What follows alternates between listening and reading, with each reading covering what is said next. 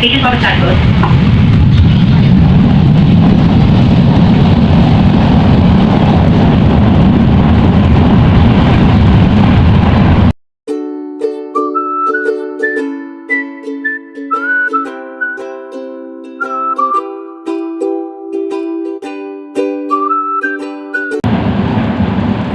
Hi guys! Welcome po ulit sa aking channel. Slin Malakay po. Simple pa na simpleng buhay. Buhay na walang arte, less stress.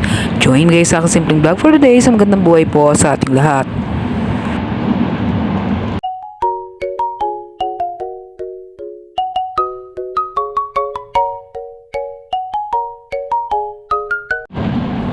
Hello guys! So yan nga po, ako nga po si Lynn, working as a nursing attendant for 27 years sa isang government hospital.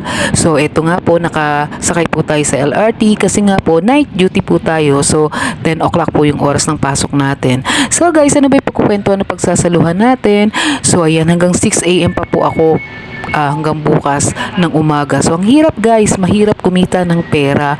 So yun nga, at kung ano man yung trabaho natin ngayon, kung ano man yung pinagmumula ng ating ikinabubuhay, mahalin po natin at pahalagahan natin yung ating mga trabaho. Kasi blessing yan guys, blessing. So alam nyo guys, may mga mali talaga akong desisyon sa paghawak ng pera or paggastos at siguro talaga dumadaan naman kahit sino doon at nare-realize ko ngayon siguro kung doon ko nilagay yung pera ko, siguro kung binili ko ng gano'n, mas maganda. So minsan sumasagi lang sa isip ko yon at ayan nga, 55 years old na tayo pero nagna-night duty pa rin po tayo. So medyo hirap ako kasi nga yan, syempre may edad na tayo, but yan, kaya pa rin naman po, kaya pa rin po natin. So ngayon, mas naging wiser ako sa paggastos at yan, kasi may pinaghahandaan po tayo na mas malaking gastusin ngayon kasi may dalawa po tayong magka-college yung aking kambal. Hoping and praying na sana makapasa sila sa mga state university.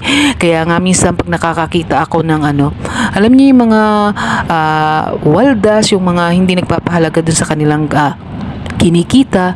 So medyo ayun naaalala ko, nagpa-flashback sa akin yung mga sana dapat ganun, sana ganito. Pero ganun nga, mag-move on tayo at ayun nga, anuhin na lang natin na yung pinaka blessing natin ngayon, kung ano ba yung mag-focus tayo, mas palaguin pa natin kung anong meron tayo.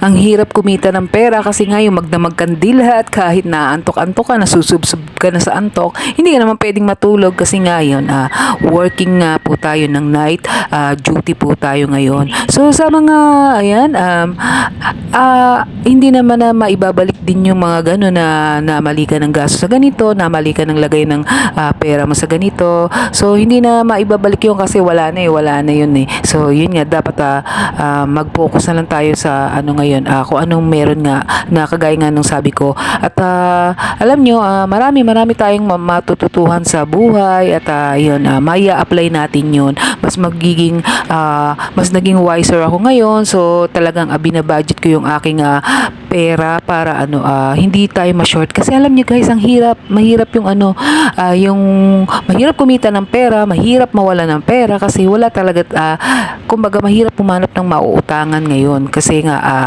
alam niyo naman na mahirap talaga, na experience ko yun talaga na wala kang mautangan, wala kang yun ang isa sa worries ko. Kaya ngayon talagang mas tinututukan ko yung aking financial life. So before nang nagsimula ako sa channel ko, mas on financial tip ako, mas more on mga budget tips. So ngayon mas nagaano ako kasi nga meron tayong pinaghahandaan nga po na gasto. So ano man yung pagsubok ng financial nyo na pinagdaraanan, marami talaga. Alam nyo guys, kung babalikan ko yun, nangungutang pa talaga ako sa tindahan para makautang ng bigas, para makautang ng pang-ulam. So napaka-thankful ko ngayon kasi kahit paano yun, hindi naman nawawala ng laman yung ating ref, hindi nawawala ng kami ng pagkain na pagsasaluhan sa Kaya aming be mesa. thankful always and keep on praying.